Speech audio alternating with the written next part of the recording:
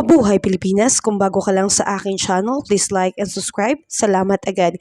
Ngayong araw ng Linggo, January 21, 2024, asahan na magpapadala ng maulap na papawirin at light to moderate rain ang northeast monsoon ng hanging amihan sa area ng Hilagang Luzon. Samantalang ilang bahagi ay makakaranas ng maaliwalas na panahon.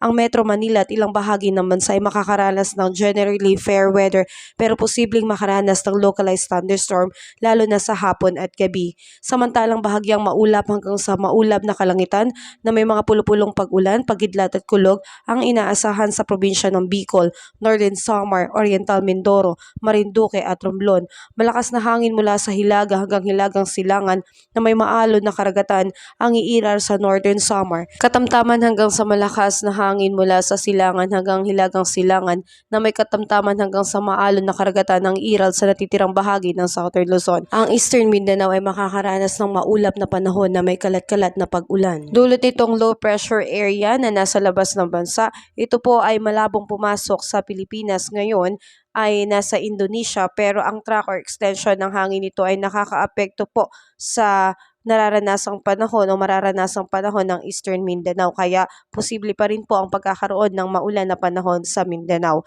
Narito po ang 3-day outlook weather ng ilang cities sa ating bansa at tinatayang temperatura na kanilang mararanasan mula umaga hanggang gabi. Sa ngayon po ay wala pa pong bagyo sa loob ng Philippine Area of Responsibility ngunit may mga nagbabadya na pong LPA sa labas ng bansa na nakakaapekto rin po sa panahon natin dito sa Pilipinas. Bago ko tapusin ang aking video, gusto ko lamang pong i-shoutout ang aking mga supporters. Shoutout and hello po kay Sir Jericho Morales and his family mula sa Barangay Tagusaw, Quezon, Palawan. At ganoon din po kay Sir Melencio Dolaypan ng Sipa Santa Marcelina, Apayao. Hello po sa inyong lahat at ingat po kayo palagi. At kung nais mong ikaw naman ang sumunod kong ma-shoutout, paki-comment sa ibaba ang iyong pangalan at pinanggalingan. Muli, salamat at ingat po ang lahat.